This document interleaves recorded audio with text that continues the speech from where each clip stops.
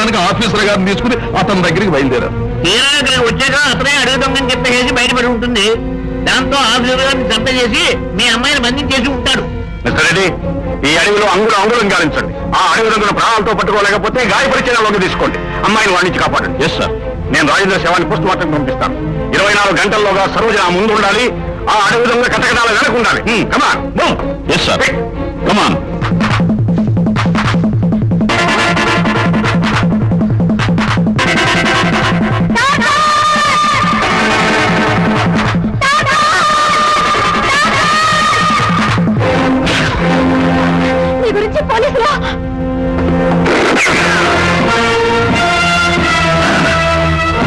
Mister, మర్యాదగా లొంగిపో, లేకపోతే కాల్చి పారేస్తాను.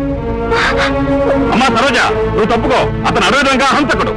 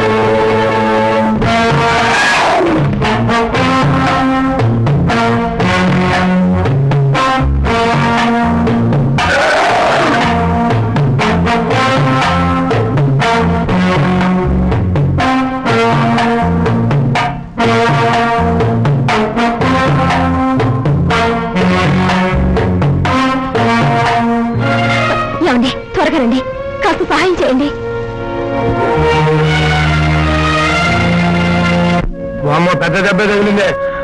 సింగా ఇది ఆకులు పట్ల కట్టుకట్టాలా లగెత్తాడు బాబు. అట్టనే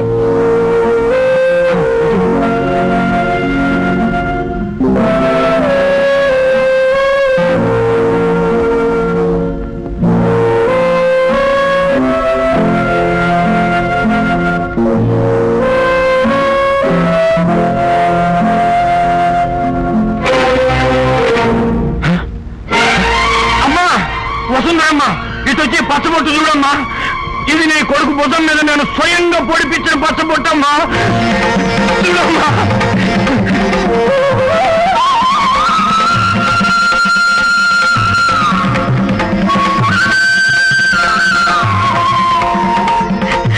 పరమేశ్వర, లేడనుకున్న బిడ్డను నాకు చేరువు చేసి నువ్వు ఉన్నావని నిరూపించుకున్నావు స్వామి.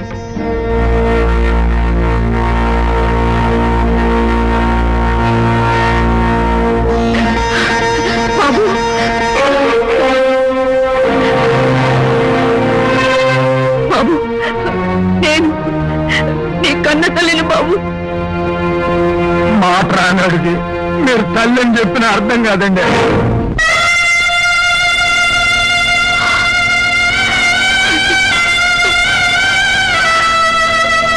కన్న బిడ్డ దొరికాడని ఆనందపడాలో, కన్న తల్లిని గుర్తుపట్టని బిడ్డను చూసి కన్నీళ్లు పెట్టాలో అర్థం కావటం లేదు సూరి, అర్థం కావటం లేదు. ఈ నరకం ఏ తల్లికి రాకూడదు.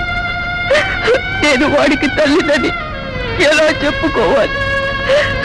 గుండెల్లో పొంగి పొరులుతున్న వాత్సల్యాన్ని వాడికి ఎలా పంచివ్వాలి?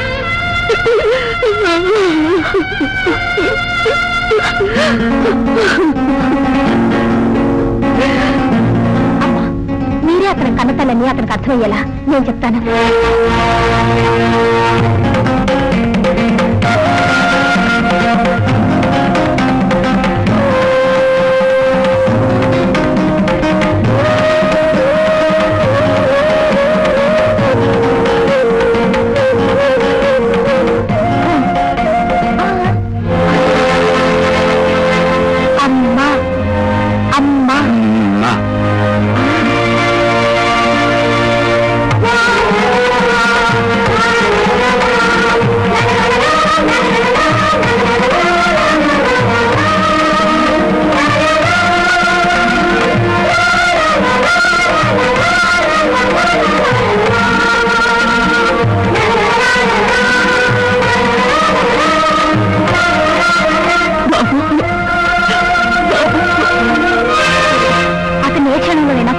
చేయొచ్చు.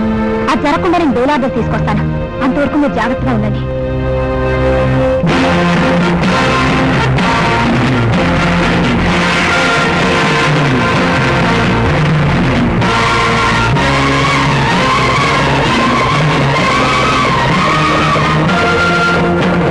డిఎస్పీ గారు, వాడే నేరస్తుడు, అరెస్ట్ చేయండి.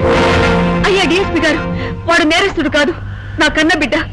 చిన్నతనంలోనే మాకు దూరమై అడవి మృగాల మధ్య పెరిగాడు. కొందరు అవకాశవాదులు వాడిని అడ్డు పెట్టుకుంటున్నారు.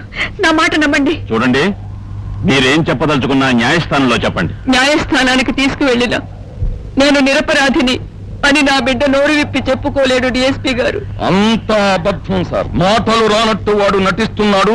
కన్న బిడ్డను కాపాడుకోవాలని ఈ వసుంధరాదేవి చూస్తున్నది. ఫారెస్ట్ ఆఫీసర్ను దారుణంగా చంపేసిన ఆ నీచుణ్ణి, మూగజీవులైన అడవి జంతువుల్ని కర్కశంగా చంపేస్తున్న ఆ రాక్షసుణ్ణి, అమాయకులైన గిరిజనులను దోచుకు తింటున్న ఈ దుర్మార్గుణ్ణి వెంటనే స్టేషన్ లో బంధించండి. ఒక్కొక్క దెబ్బ ఒంటి మీద పడుతూ ఉంటే రావన్న మాటలు అలా బయటకొస్తాయో చూస్తురుగా.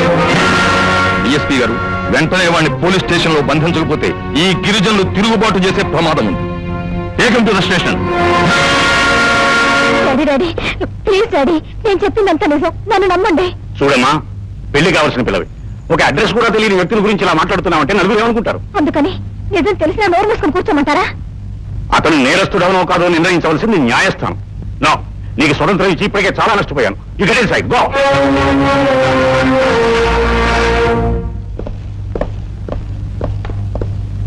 నేరం ఒప్పుకున్నాడా? లేదు సార్, మూగవాళ్ళ నటిస్తున్నాడు. ఆల్ రైట్, చూద్దాం కదా.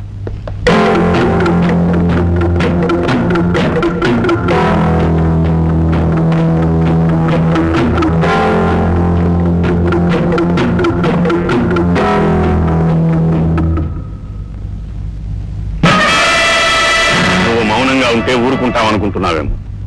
ఒక ప్రభుత్వ అధికారిని హత్య చేసిన నువ్వు నిజం చెప్పేదాకా, నేరం ఒప్పుకునేదాకా విడిచిపెట్టావు.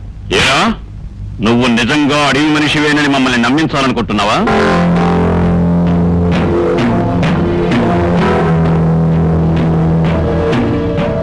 వీడి చేత నిజాన్ని కక్కించండి.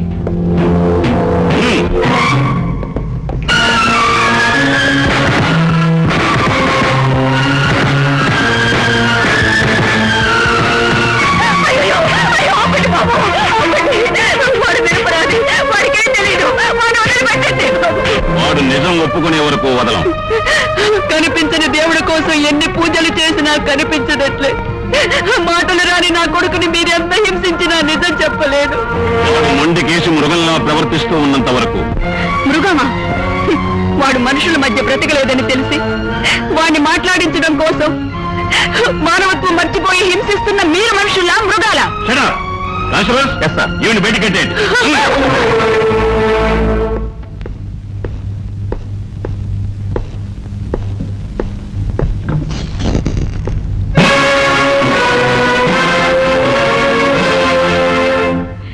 నేను నిర్దోషినని నోరు విప్పి చెప్పుకోలేని వాడని తెలిసి మీ పోలీసులు హింసిస్తున్నది నీ మేనల్లుడు నేనని నీకు తెలుసా? వాడు నీ మేనల్లుడు కాబట్టి విడిచిపెట్టమని అడగటానికి రాలేదు. అడవిలో ఆకులు అలములు తింటూ పెరిగిన వాడికి హత్య చేయవలసిన అవసరం లేదని తెలుసుకునైనా వాడిని విడుదల చేయమని ప్రాధేయపడుతున్నాను. వసుంధర, ఈ సమాజంలో ఆడపడుచు కోసం అన్న ఏదైనా చేస్తాను. ఒకనాడు ఒక హంతకుణ్ణి వదిలిపెట్టమని ప్రాధేయపడ్డా. మళ్ళీ ఈనాడు ఒక హంతకుణ్ణి వదిలివేయమని వేడుకుంటున్నావు. తీర్చలేని కోరికలు కోరి నన్ను రాక్షసుని చేస్తున్నావు.